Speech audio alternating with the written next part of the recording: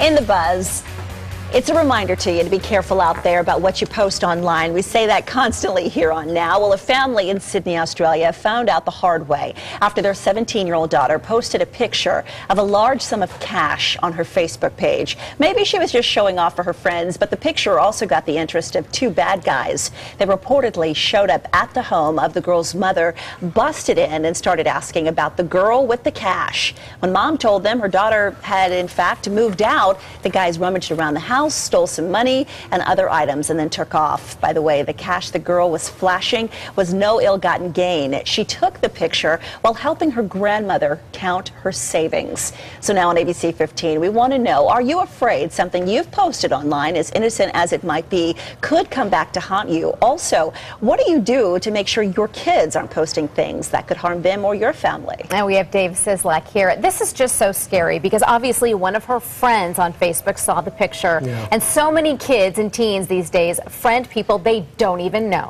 Why does it seem like every time I'm here we're talking about an issue of parental control over internet type of things? This is another example of kids not having the boundaries set up by their parents so they know this is okay, this isn't okay. By the way, you'll notice if I'm ever out of town, I never post, hey, going here, going there on Facebook and Twitter. We'll post pictures after of the vacation, but this is like kind of a common sense issue. I don't know why anybody, it sounds like this kid was a teenager, I guess. 17. 17. I don't know why a 17-year-old would think that's a wise move, but I guess it's a 17-year-old. Yeah, you know, 17-year-old, you know, waving a bunch of money, thinking it's pretty cool. Check it out, friends. But where are the parents to say, like, hey, let's not post, piles of cash on your grandmother. You know, and the interesting thing is, I mean, here's the rough reality. These guys showed up with knives and a wooden, club.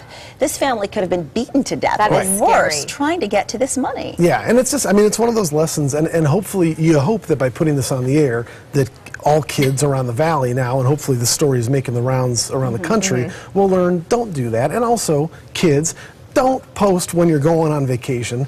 Don't post when you're going to be out of the house. All this check-in stuff. I'm checking in from the coffee shop. Oh, good. A crook is checking in at your house, taking your stuff right now. I just, that kind of stuff just makes me very nervous. I so agree with you. I agree. New South Wales, the police force that was there in Sydney issued this statement. When the press release, it said this incident has prompted police to remind users of social media to take extra caution when posting photographs and personal information. That was a press release from the police. Don't do this. Yeah, and that's, I mean, I have so many friends who do this, and family members too. They just live out loud. Everything has to be on Facebook and Twitter. You know what? Some things you can keep to yourself. It's okay to not announce every move you're making on Facebook and Twitter. And sometimes, in this case, perfect example, it's safer to not go talking about every little thing that's going on in your life. And the sad thing is, this is definitely not going to be the last time that we talk about a story just like this. I bet, in fact, I bet you it'll be the next time I'm here.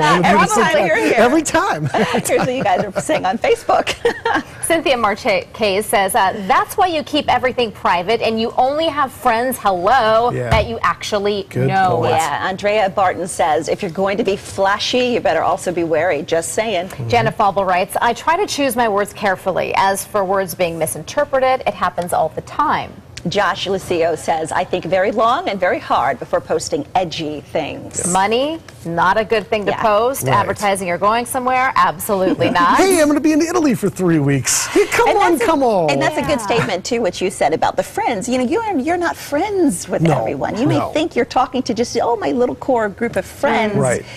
And you don't know, sometimes the person has the cute little picture and they look all nice, and then it's some 45-year-old dude sitting in their house. And it's just, and those privacy settings, you know, some people don't know someone, but your friends of your friends can see you if you don't set those settings correctly. Yeah, totally. Well, set your settings, and we're going to let you go. Give you some time to do that. Get those settings set.